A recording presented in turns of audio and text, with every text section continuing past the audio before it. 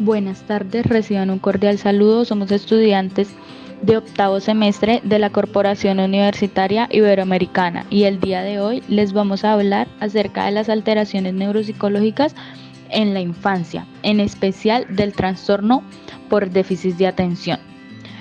Mi equipo está conformado por Karen Arcila, Santiago Leiva y quien les habla, Dayana Delgado.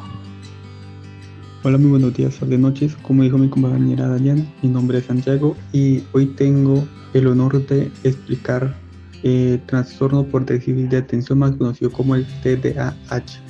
¿Qué es el TDAH? El TDAH es un patrón que persiste en la inacción o hiperactividad, impulsividad. Esto afecta muy claramente en el desarrollo del niño, puede atrasarlo demasiado. Las características cognitivas. Normalmente el TDAH se caracteriza por, como lo dije anteriormente, la inatención y la hiperactividad e impulsividad. La inatención hace referencia a esa dificultad que tiene la persona por hacer tareas que tenga que llevar mucha concentración o concentración en sí como tal. La hiperactividad en sí se manifiesta cuando la persona tiene demasiada energía y no sabe cómo controlarse. Siempre está moviéndose los pies, moviendo las manos y también se caracteriza muy bien por hablar demasiado. La impulsibilidad, esto es actuar sin pensar. Técnicamente se puede decir que es la pérdida del autocontrol que uno tiene. Factores genéticos. Como primer lugar tenemos la herencia. Normalmente ese trastorno se ha identificado que puede ser hereditario, pero tiene una gran probabilidad cuando un padre con ese trastorno tiene un hijo, puede ser que tenga ese trastorno. Puede ser, no es un 100% confirmado, pero una gran probabilidad de que tal vez sí lo tenga. Entre la genética se han identificado varios genes relacionados con el TDA.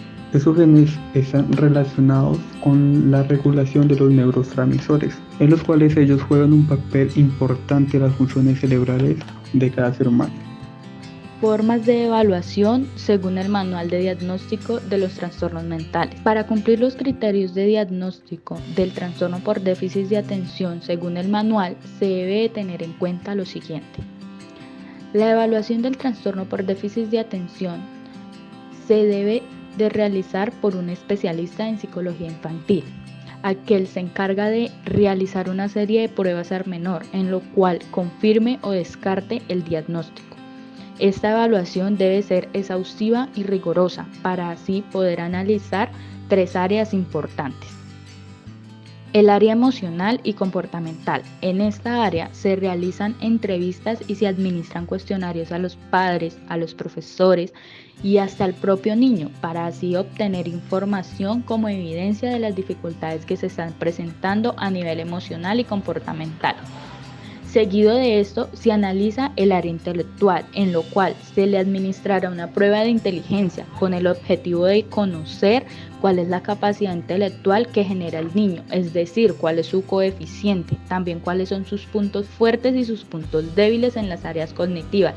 Esta valoración es primordial, ya que los niños con trastorno de déficit de atención poseen una capacidad intelectual dentro de la media de su edad.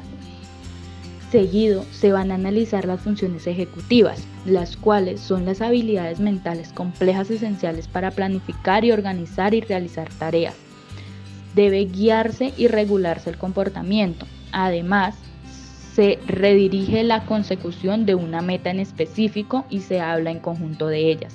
Y se involucrarán muchos procesos, tales como la atención, la flexibilidad de memoria, el trabajo, monitorización, planificación y regulación emocional.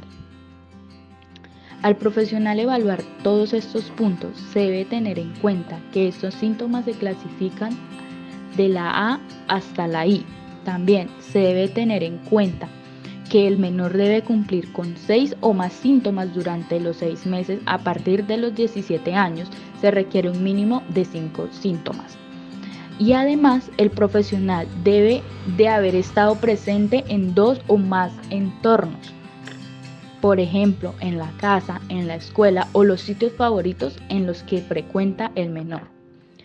Luego de esto se debe tener en cuenta especificar el diagnóstico según la escala de calificación que está en el manual. Según a esto se debe de hacer una presentación combinada, si es una presentación predominante o una falta de atención, o si es una presentación con hiperactividad impulsiva. De acuerdo con la escala se debe especificar muy claramente, porque asimismo tiene el tratamiento y la rehabilitación para dicho trastorno. Síndrome de Tourette. ¿Qué es el síndrome de Tourette? El síndrome de Tourette comienza en la niñez, lo cual incluye movimientos repetitivos o sonidos no deseados, como tics, que no se pueden controlar, como el parpadeo constante, el encogimiento de hombros o el uso intensivo de palabras ofensivas. Todo esto expresándose de una manera involuntaria y repetitiva. Tipos de tics. Existen dos tipos. Tics motores, que son aquellos movimientos involuntarios del cuerpo, como parpadear, sacudir un brazo, encoger hombros.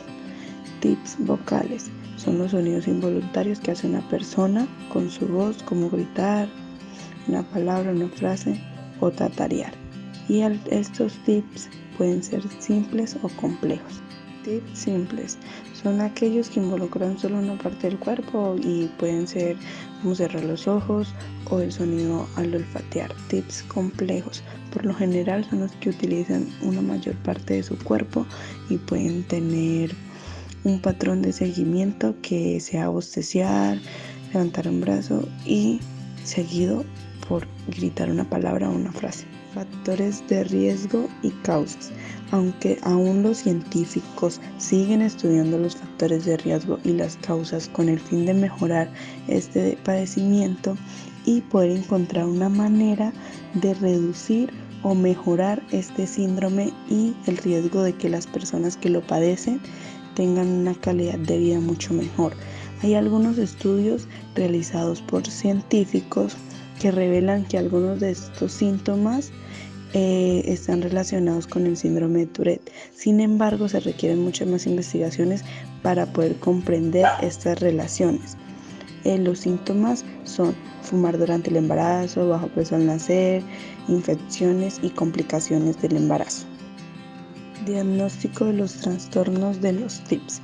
Los tics son movimientos, espasmos y sonidos involuntarios que hace una persona. Esto ocurre de manera repetitiva o repentinamente. Para poder ayudar a diagnosticar dichos trastornos, los profesionales de la salud usan el DSM-5, que es aquel que les ayuda y le aporta al desarrollo del diagnóstico. Dentro de este manual se integran 3 tipos de trastornos. Primero, trastorno de Tourette, también llamado como síndrome de Tourette. Trastorno de tics persistente, también llamado crónico, motor o vocal, y el trastorno de tics transitorio. Tratamientos. Aunque para este síndrome no hay cura, sin embargo existen tratamientos que ayudan a controlar estos tics. Algunas personas que padecen síndrome de Tourette, sus tics no interrumpen ninguna actividad diaria, por lo tanto no necesitan un tratamiento estricto para controlarlo. Sin embargo, hay medicamentos que ayudan a controlar los tics en caso de que sean estos dolorosos o que causen afecciones físicas, interferencia en sus estudios o la vida social, o lo que le cause estrés a la persona que lo padezca. Esto puede llegar a ser común en personas que padezcan síndromes, pero que también suelen desarrollar otras afecciones, particularmente como TDAH, ansiedad y trastorno obsesivo compulsivo. Muchas gracias, y estas fueron algunas de las alteraciones neuropsicológicas en la infancia que decidimos tratar el día de hoy.